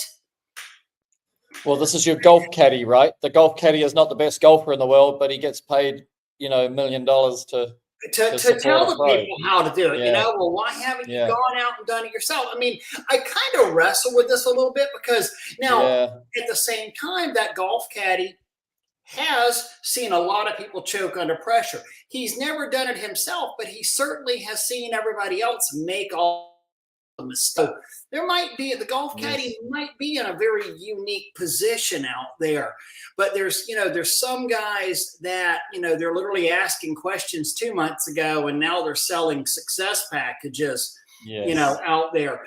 This is one of those times of the year where it really bugs me about people when they get out there and they talk about just how busy they, especially the new guys. Oh man, I am killing it. Well, great, Jethro. It's freaking April in Florida. If you're not killing it right now, we're the pollen state. Everything is covered with a yellow film. If you can't profit in the Southeast in April and May with a pressure washer, it would be like not being able to get laid with a fistful of 50s in a whorehouse. You should be able to succeed at this right now. And at the same time, what's your plan after these 2 months are up? They'll don't get high on your own supply kind of thing out there of what's your plan for business after the spring rush is over? Yeah. Yes. So the real thing has got to be, what's left in your pocket, isn't it? The judge of a business is what's left in your pocket. Not what you make, it's what you wind up keeping, Yeah.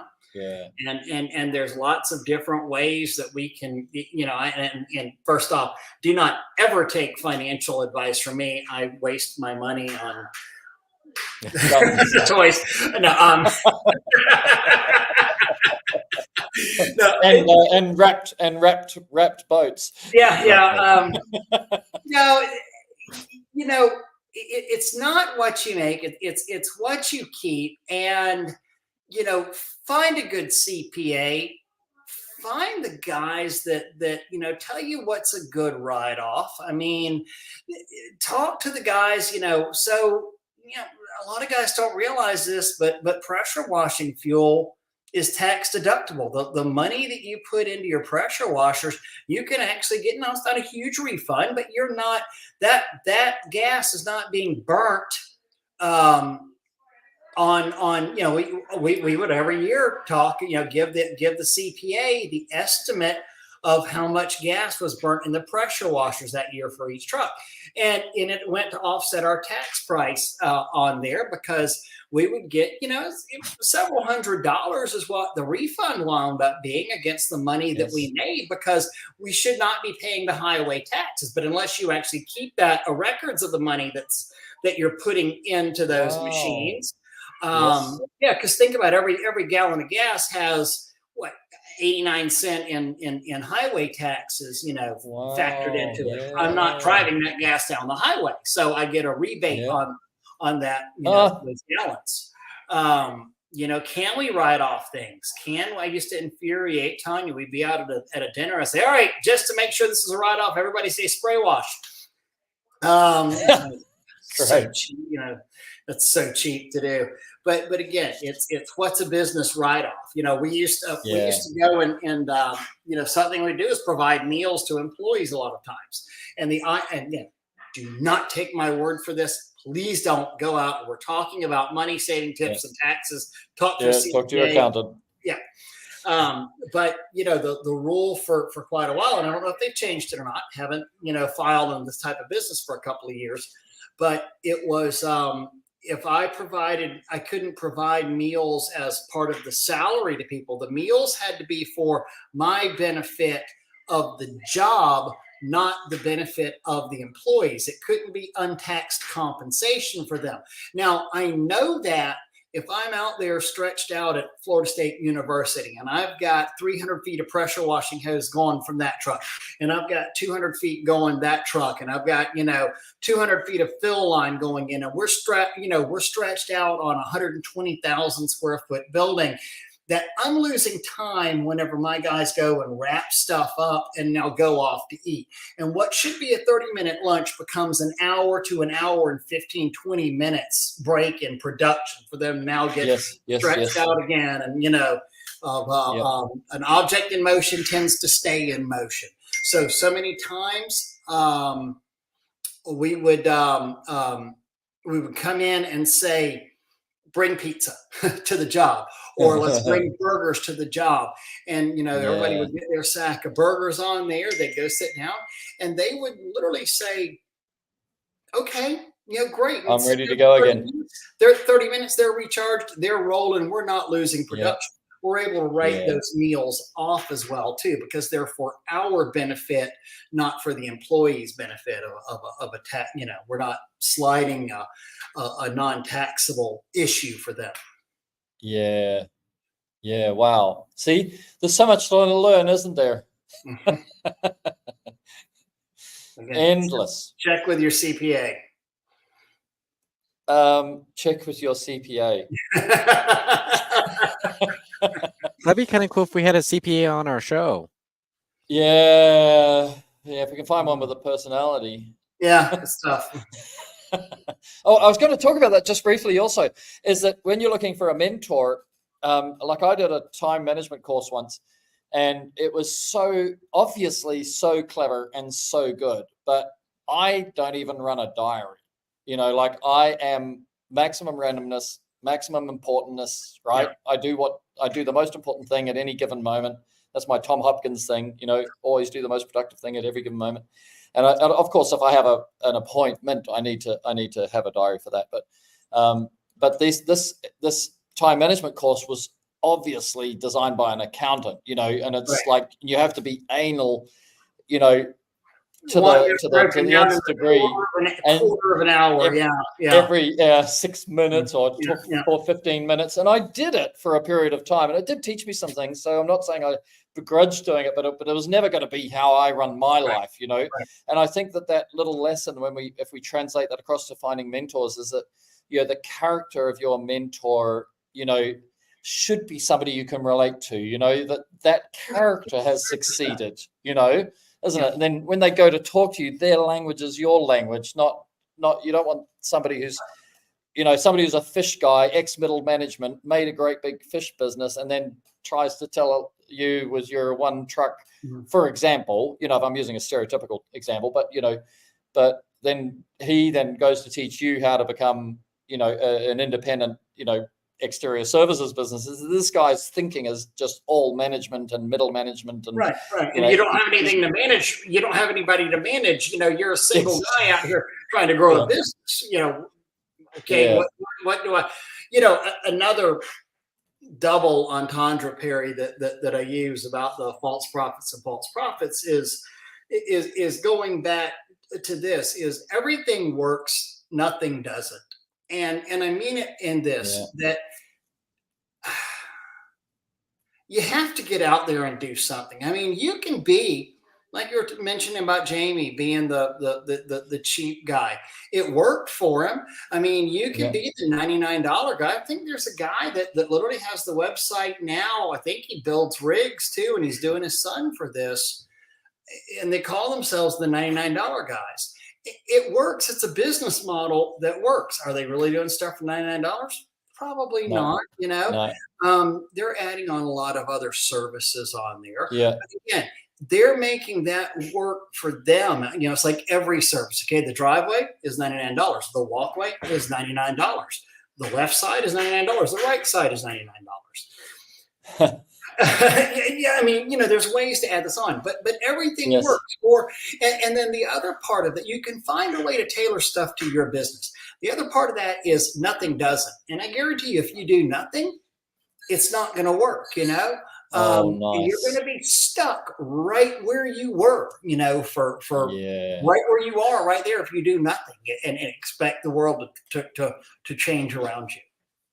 Yes. And I think, like, I always use this one, like, if anybody's struggling through some aspect of their life, I just say, just make a decision and do something. Because tomorrow, if you find out that this decision is not the best decision, or you wake up or you have a shower and you get this great idea that there's a better decision, Right. if you get used to making decisions, you can make a new decision tomorrow. Right. Correct. That's fine, but make a decision and do something. I read this amazing book about 15 years ago by a man named Malcolm Glacier called Blink. And it was, the premise of it was really a lot of times the snap decisions that we wind up making. If you're a relatively smart person, you've got a fair, you're an educated person, you understand, you're not doing the snap decisions of, I've got to have a new PS5 because that's the latest gaming system. That's not it. But if you understand your craft, you understand your trade, you understand life in general, a lot of times that first snap decision that comes into your mind is the right one to make. Yes. Versus the over analyzing, and because we wind up getting into our own heads and we analyze stuff too much. But that blink reaction that we have, go back and say, what was my first reaction on that? And a lot of times you'll find that was the proper way to deal with something. Yes. And also if somebody's got an idea, like, again, it's do something, because it's very much easier to think about something you've done than to think about doing something. Right. Yeah. Like you bought your tiki truck, you can think about that all day long now, but thinking about buying a tiki truck, it's like, woo, like this, isn't it? Yeah. You can get much more results by doing something. Even like Harrison designed some logo for his rugby team, but he just sketched it out on a piece of paper. Then he looks at it and then he goes, okay. And then that, you can see that and the final logo. If he didn't do that, he's still going to be thinking, should I have this? Should I have that? Should I add this? Should I add that? And then and he may not have even done the final logo, but you get the idea. And now give it to the professionals and let the professionals go and do the final drafting on there and put the starbursts and the bold letters on there. You can get the draft out there. And this is I've always suffered with this myself, is I feel like I have to do everything. I really don't have to do everything. I have to know what needs to be done, or I have to have the ability to know what needs to be done. And then I need to go and understand who I need to contract with for those services of the things that, can I build a website? Yeah, I can. Is it my money best well spent building my own website? Well, at certain points it might be, but once I get to a certain level of my business, it probably is not the best time and effort to do a website. Probably ought to give that to a professional. If I'm consistently my time, not what I'm charging, not what I am charging my customers, but what I'm keeping. And if I'm keeping consistently $75 an hour for $40 or $50 a week out there, I probably can go and get this part of my world done cheaper than my time that's worth $75, $100 an hour. Yes. Absolutely. Probably the caveat to that is if you enjoy it, do it, Yes. If you enjoy that, if it brings you joy, then by all means, go out and do it, Yes. Or if you're like, time is only money if you can use your time to make money, so if you're working 30 hours a week and you want to do, you've got your 10 hours a week is spare, or 20 or 30, if it should be, I think at that stage of the business, then you can do a whole lot of things yourself, at least to a certain point, because it's not money, I mean, those are all the things that balance up, I think, when you look back through your life and you see where you've spent money and it didn't work, and you've spent money and it does work.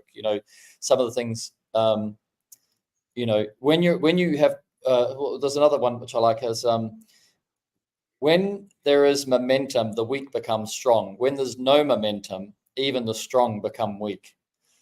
Yeah. So when you've got momentum, you can delegate and push all this stuff out. I mean, it's deep, but it's. I always say, if you want something done, give it to a busy person to do. Yes. To get it done. Yes, because they get it done. Most important thing is things get done. Yeah. Ray, I think we can pull this up at 9:40 in my time in the morning. Because we normally only go for 75 minutes, so we're kind of nearly a half hour over. Is there, but not, we often go half hour over, so it's okay. Is there anything else which you want to add, do you reckon, from the false prophets, or from the conversation? Oh man, just, trust but verify. Yes. If you're going to go out and hire somebody, if you're going to go out and buy a program, if you're going to go out and do any of these things and invest money into something, I think it's incumbent on you to do a little bit of research on the person that you're going to give money to, and then be able to talk to them and say, have you done this? What makes you qualified to take my money? What makes you qualified to write this program? What is your success? What is your failure? What is, are there people that have bought this before that I could, do you have a history of success? Do they have a history of success after following what you've done? Can I talk to them? Is this a coaching type program, or are you just offering me, some sniglet of advice that's I don't know. I mean, I'm not quite sure how so many of these programs go, but it's just so vital that if you're going to put, and here's the other thing too, though. I'm going to tell you like this. Even if you go and choose something and you do it, and to promise you that if you don't ever break the cellophane wrapper, and I mean, I'm dating myself because, whenever people our age, everything's, treeless, no paper, it's all computer. But unless you actually implement anything that you buy, back in our days, we would go to sales seminars and maybe buy, a sales book or something, or audio cassette thing, and if you listen to this, and we never took it out of the thing, or we never made it past tape 1 in that. If you don't actually do it, listen to it, implement it, all it's doing is it's a nice,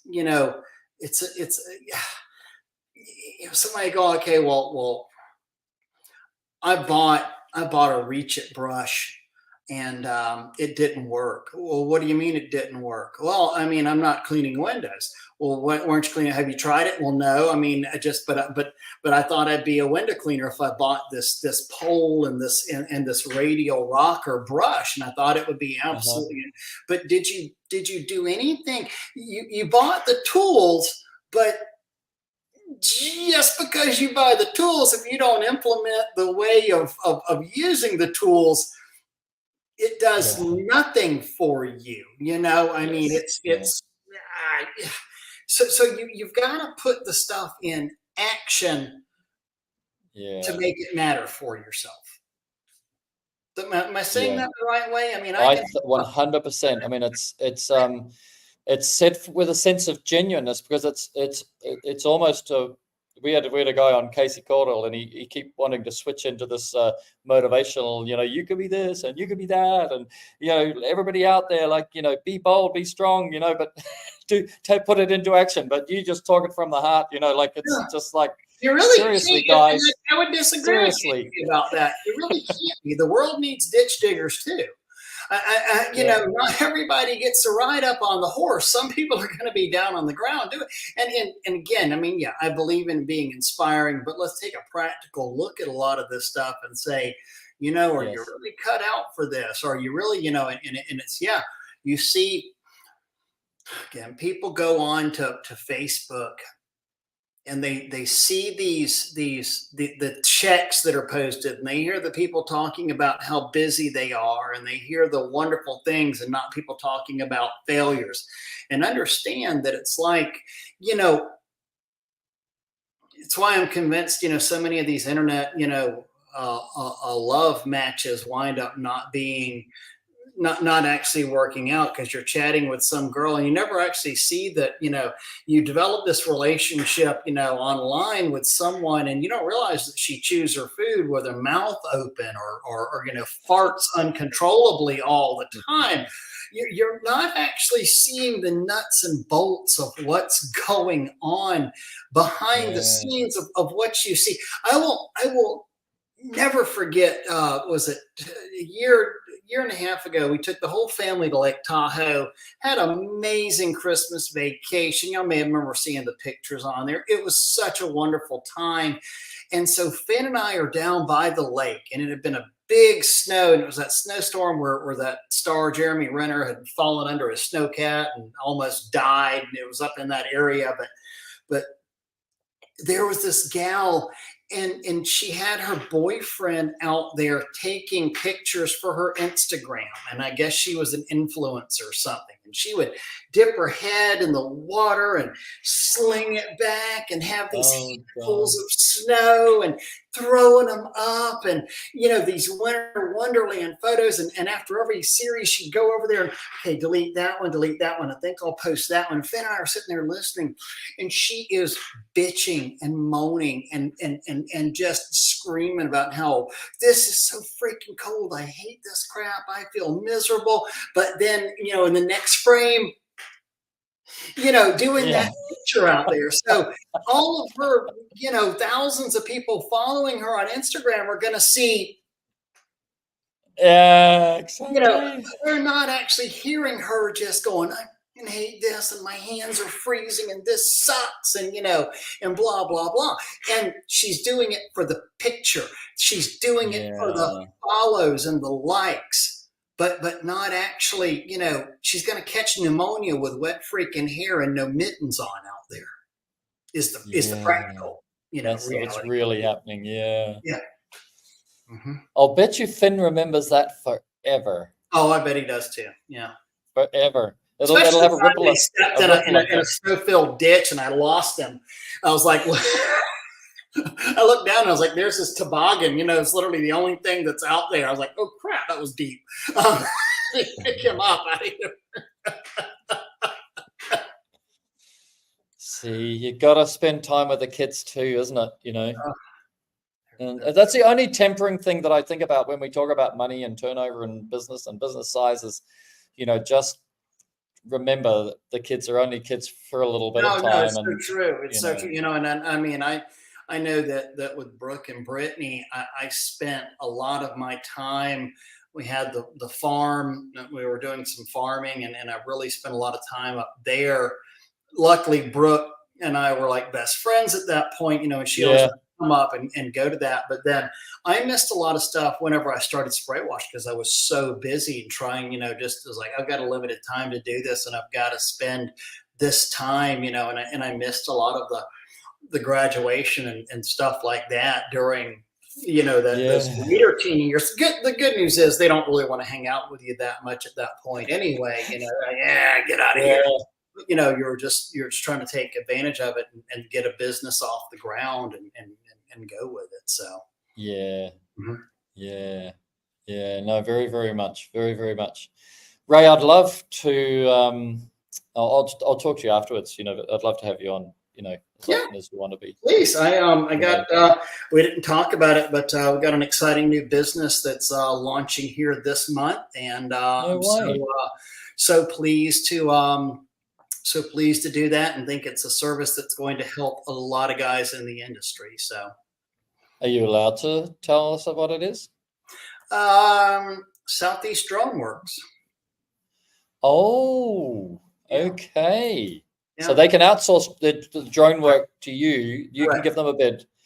This is a bit like George Aguilar's model with Empire High Rise. Do you think, like, where you can have all the insurances and you can contract and give them a commission on the job, but you'll actually do the job?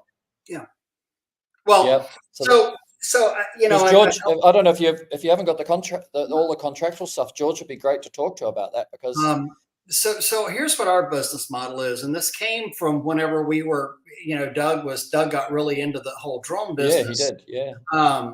Still is, but we were talking to somebody, and Doug had been pulling me kicking and screaming into it, and I said, Doug, it just kind of hit me. A light bulb went off, and I said, who's going to do really well with the drone? Because let's face it, there's a huge cost of entry into it, and the average person. The average person, unless they actually need a drone, it's going to sit there in a case, and you don't verify unless you do a certain type of business every single day at your business, a certain type of building, a certain type of project. 90, 95, maybe 99% of the time, this $41,738 asset is going to sit in a box over there and just sit there. Yep. You're going to have degradable skills as far as flying it are concerned. Yes. You're not going to, it's really and truly not like riding a bicycle. So I told Doug on that thing, and it hit me. And we were interviewing the CFO of one of the big drone places, and I said, what's going to happen here? What needs to happen is somebody needs to buy one and then lease it out to companies and provide. I've spent more time in lifts than most mortal human beings out there. I mean, that was our specialty of doing difficult, tall buildings. So at Southeast Drone Works, what we're going to do, and within about a 4-hour radius of Tallahassee, I hope to expand this in the future as well, though. We'll have some different bases of operations, but you'll call Southeast Drone Works is going to review that property with you. We're going to make sure that we would have the right clearances to fly. Do we have the right airspace? We're going to make sure that we don't have the 3-phase interference and we don't have the 5G interference on there, that it is going to be droneable. We're going to create a cleaning plan for you using a drone on there, and then we will arrive at the property with one of our expert pilots. This guy. And do the job for you, and probably at a price comparable to you renting a lift for a day out there. Because this is going to be a lot safer than a lift. This will typically go much faster than a lift. There are some areas, and I've done this enough lift work. I literally learned how to rappel or to do control, rope access and swing staging, because I know that lifts don't always work. Lifts are not always the answer to things out there. And ironically, it's not just the high buildings that wind up being such an issue, but difficult. I know of a lot of 3- and 4-story buildings that are perfect for this because the access, it's on the side of the hill. We just can't get our lift leveled up. The safety starts going off on the lift whenever we get up to about 30 foot out there, and I really need to be at about 50 foot up. So this is going to get the average washer the ability to offer these drone services out here without having to go through the expense of buying their own drone. Brilliant.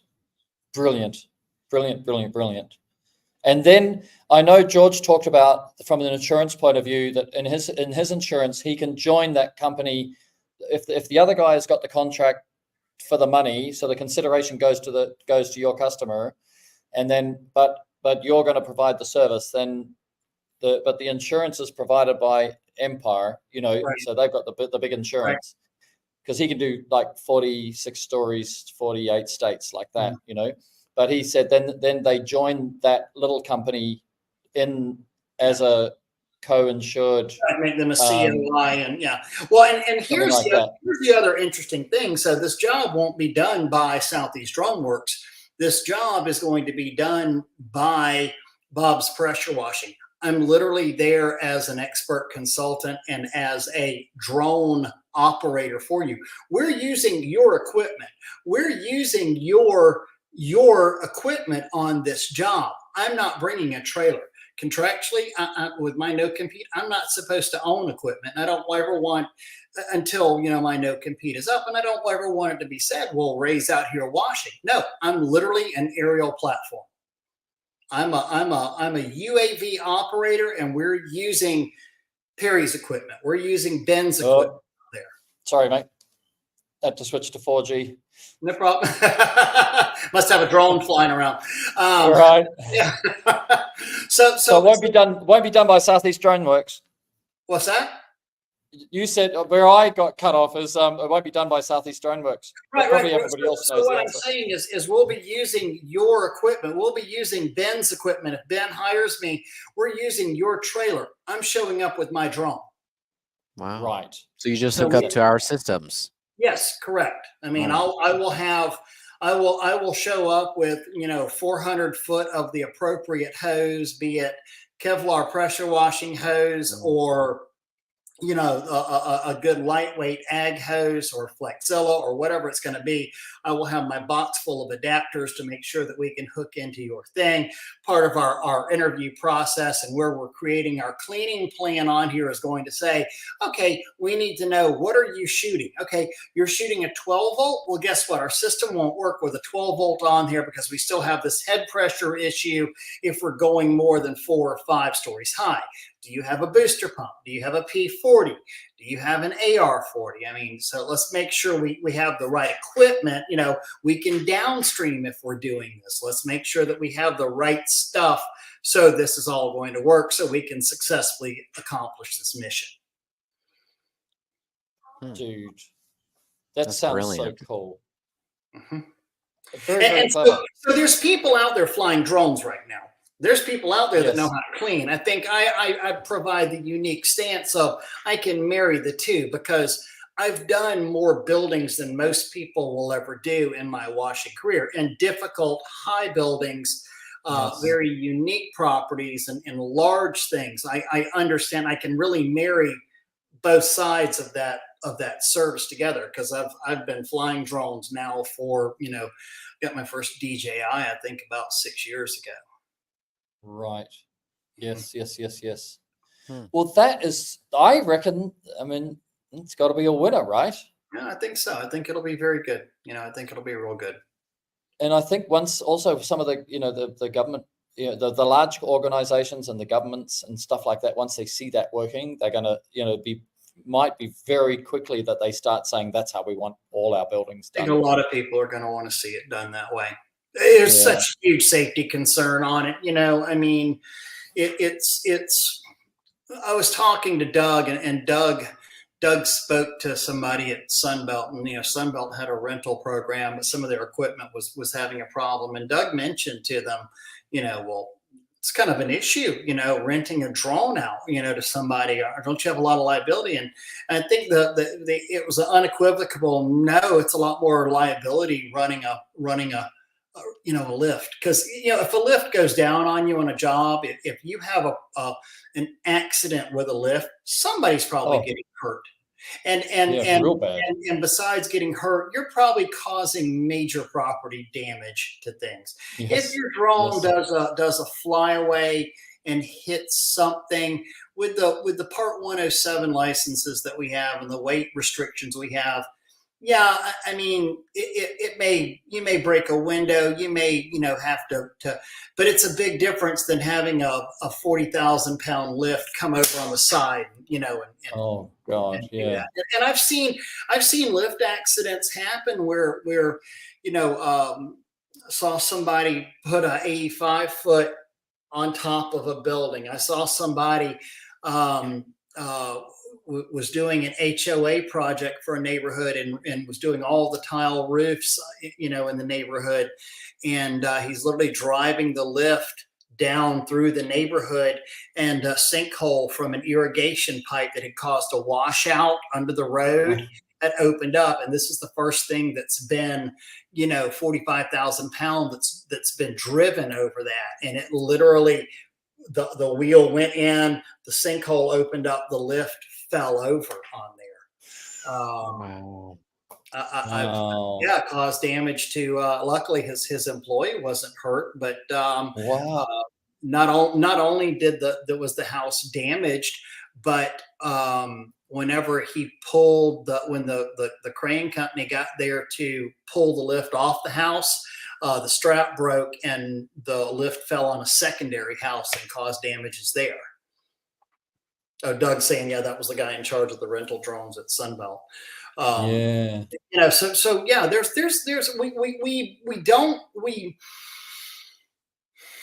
we do not give lifts their due as far as the danger that they possess to our employees.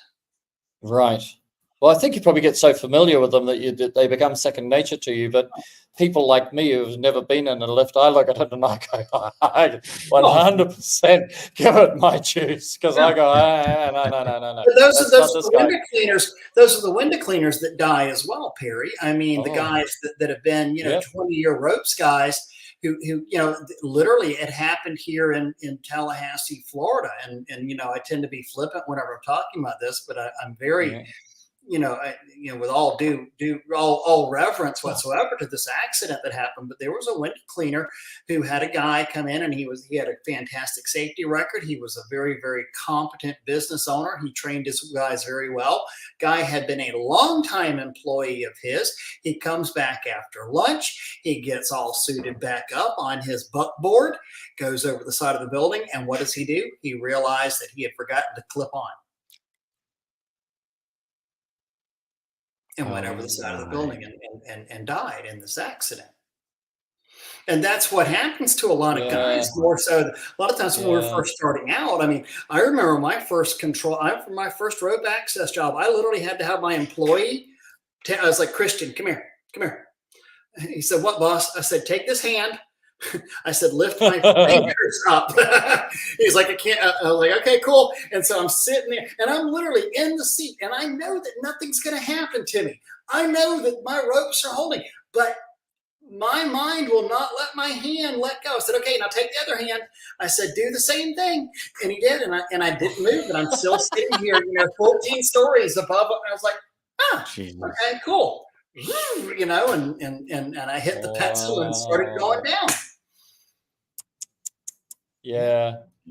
Well, I think that's very exciting. I think it's it's the model, because I've always had my concerns. Obviously, I wanted to get Dougie on to talk about the drone stuff, but maybe we could do another one just on the drones, where you can, because you've got your head around it, where Dougie's at, with it. They're going to be the future of the industry. I mean, they really are. But this model you're talking about is the sensible model, is that because you need an experience.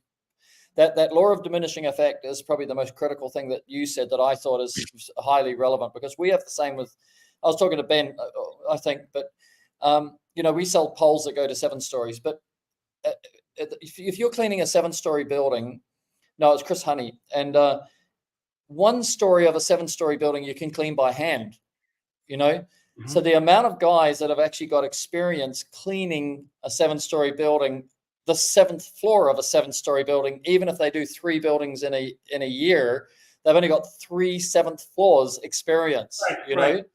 Yeah. So, you either, like, I was solidly the pole, but in those days, they were the hybrid poles, so they're super heavy. So we only went to 5 stories, but that was my function. I did all the high work. So I learned all the stuff about, super high, water fed. Right. But I really understand this 1/7 of a 7-story building is at 7 stories. And so how do you find somebody who's got enough experience to understand the effect of the wind, to understand the edge of the building, to understand the all the flexes and all the things that, and the ground that you're walking on, and the mental load of being safe, and, all blah, blah, blah, blah, blah, and so your model puts my mind at ease for that issue, is that experience. You have to be experienced, and that experience, you've got to be the guy who can land in the Hudson River, the pilot, you got to be that guy eventually, that's what you want, isn't it? Right. Whatever goes wrong, I've nearly been there before, so I know. What is it? Is it better to is it better to crash the building or crash the drone? Well, I mean, it's going to be better to crash the drone out there, because we have insurance on there, and it's going to be a little tough to go and fix that. And we already chose the drone because the lift is going to present problems here. So how do we now go fix those Spanish tiles that the drone crashed into out there? We already know that it's presenting a problem for the lift in general. We need to know that, can we use the responsible chemicals on here? How much should we be using on this building? I mean, do we want to go and spray this roof at 50? No, probably not. I mean, I don't know if you heard me say this, we can actually downstream through the drones with the Yes, right yes. adapters on there. So I can go in there at less, it's one of the biggest things that I see in this industry to this day is misuse of chemicals, unjudicious use of chemicals, not understanding what the chemicals do, not understanding the need for rinsing, not understanding the need that actions have consequences out here. Where are you downstreaming from? Is the drone going to carry the concentrate? So you, but then you've got to clear. If you're going to switch modes, you got to clear the whole hose, right? Mm-hmm. Mm-hmm. Yeah, and that's part of it. I mean, that was part of doing even doing low work with a booster pump. I mean, or a P40 or whatever. I can't tell you how many guys we see making really bad decisions, and okay, well, I need to go. I've got this house sprayed out. I've got this roof sprayed out. Now I'm going to go turn it to water. So now I've got 300 foot, and people don't realize, I mean, that's 6 or 7 gallons of solution of a 40-50% solution. What are you going to do with it? You're going to just spray it on there and put this additional death juice, on plants? No, I mean, that's why, to call your, you reach out on the radio and you're talking to your ground guy and you say, whenever that you've got, your pump and you've got 45 seconds of solution left in the hose, and how long 45 seconds goes on the roof. So I'm about maybe 75 square feet of roof that I know I can get in this 45 seconds. So I say, hey, Mikey, go ahead and switch me to water out here. Go ahead and switches you to water at that point, and I finish up spraying, and I know the minute that I'm done spraying this, I'm now on water, and I can immediately turn myself into a ground guy spraying from the rooftop and spraying off these plants from the roof angle, spraying down, which is the angle that the SH went on. Chemicals been hitting the plants at. I see this all the time. Going, well, I understand I watered the plants. No, you watered the face of the plants from right here. You didn't water the plants from where the stuff is hitting it from right there.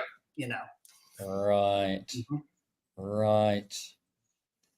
Oh my! And with the drone, you can actually program that because there's 6 or 8 gallons in the hose, so you can program it that its last pass. Well, I mean, we've got a manual switch that's going to open up the high pressure valve on there that will turn it on and off on it. But I mean, there's ways of doing that. But over time. Yeah, dude, I really hope I hope that it's highly successful for you, and then I hope that the model is replicable. Because what you learn, you're going to be the first person who learns how to do it. What I'd say is right, this way.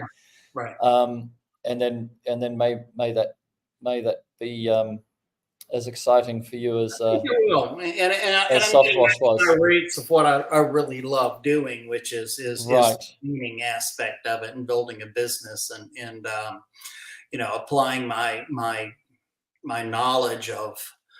You're back in the game, but not in the same game. Not the same way. Yeah. Mm-hmm. Dang, man, that's exciting. Yeah.